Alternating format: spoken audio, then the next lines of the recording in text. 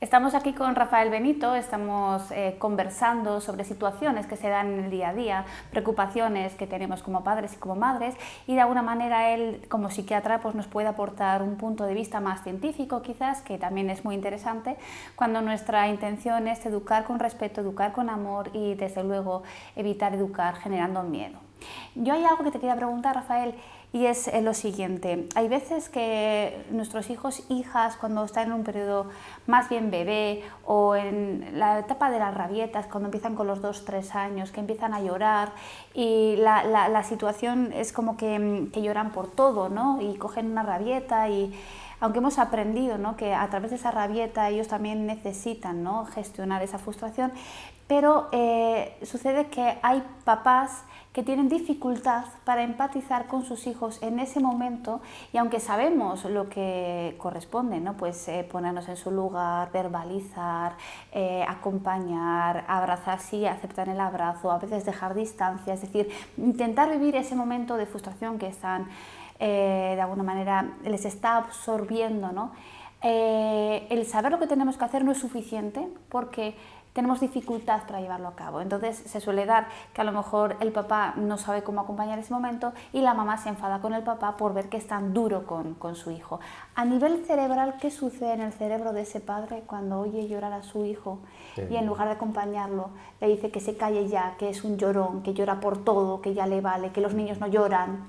Bien, cuando hablamos de lo que ocurre en nuestro cerebro cuando vemos el sufrimiento de un semejante, cuando vemos el sufrimiento de nuestro propio hijo, en el caso de que se eche a llorar, estamos hablando del fenómeno de la empatía, es decir, la capacidad para sentir lo que está sintiendo esa persona, lo que está sintiendo el niño o niña en este caso. Claro, nuestra capacidad para empatizar, nuestra capacidad para ponernos en el lugar de un semejante, tiene que ver con la capacidad de nuestro cerebro para simular, para imitar lo que le puede estar pasando en ese momento. Es decir, lo que ocurre en el cerebro del papá y de la mamá cuando ven a su niño llorar es que esa irritación, ese llanto, esa rabia, está generando en el sistema nervioso de los padres simulaciones que intentan hacerse una idea de lo que ellos mismos podrían sentir si estuvieran en la misma situación en la que está su niño o niña, o de lo que ellos pudieron sentir cuando fueron niños o niñas como él, como su hijo. Es decir, para simular las situaciones emocionales de nuestros semejantes recurrimos a nuestra experiencia, recurrimos a nuestra memoria emocional y nuestro cerebro se hace una idea de lo que le está pasando a esa persona buscando recuerdos emocionales que se llaman recuerdos implícitos o memorias implícitas que nos den una idea de lo que nosotros sentimos o podíamos sentir cuando estábamos en una situación de ese tipo. Claro, no vale con simular, la situación del niño requiere hacer algo, y para hacer algo con ese sentimiento, con esa simulación, lo que necesitamos es una segunda capacidad, que es la capacidad de mentalización, que tiene que ver con la empatía, pero es un paso más, porque la mentalización se basa en la empatía en la medida en la que extrae información acerca del estado emocional de nuestro semejante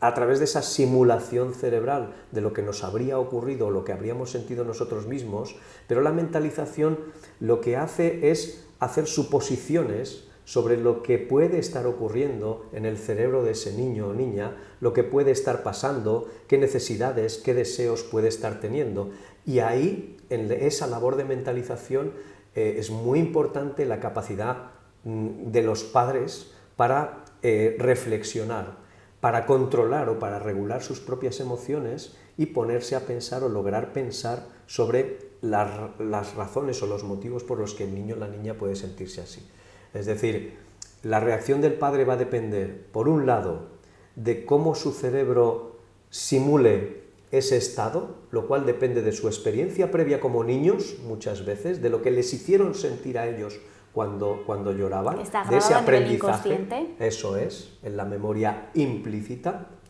y depende, en segundo lugar, de su capacidad para controlar sus propias emociones y pensar, o poder operar con sus ideas con el fin de intentar averiguar qué es lo que está ocurriendo y proporcionar o tratar de proporcionar una conducta que dé solución al problema. Cuando un padre se desquicia por el llanto del niño, se desquicia demasiado pronto, o bien esa representación de sus propios estados emocionales le retrotrae o le lleva a momentos en los que él no pudo ser consolado o no fue consolado, con lo cual esa simulación cerebral no puede evocar ninguna figura que le consolara y que le regulara. Y lo segundo, puede ser también incapaz de regular sus propios estados emocionales y tratar de dar una solución eficaz al problema del niño. Lo mismo podríamos decir de la madre. Es decir, cuando la madre ve la actitud del padre, su cerebro está simulando también lo que ese padre está sintiendo respecto del hijo, lo cual también la lleva a sus propias vivencias con sus propios padres y quizá también el aprendizaje que tuvo de cómo actuaba su padre con su madre o de cómo actuaba su madre con su padre, porque el cerebro simula a partir de la experiencia, el cerebro simula los estados emocionales de los demás a partir de lo aprendido, a través de una forma de memoria que se llama memoria implícita, que es la memoria emocional, podríamos decir que es la memoria emocional. Por lo tanto, padres y madres emocionalmente competentes es lo que un niño que está en proceso de desarrollo necesita. Es decir, un padre o una madre que, como dice Daniel Siegel, se sintieron sentidos, es decir, un padre o una madre que cuando fueron niños recibieron una actitud o una relación que promovió una regulación emocional o que promovió un apego seguro, probablemente en esa simulación del estado emocional del niño lograrán también regularse y lograrán también producir una conducta que consiga proporcionar al niño también una regulación emocional eficaz. Nos quedamos con esa frase, padres y madres que se sintieron sentidos. Sentidos, eso. Gracias, Rafael.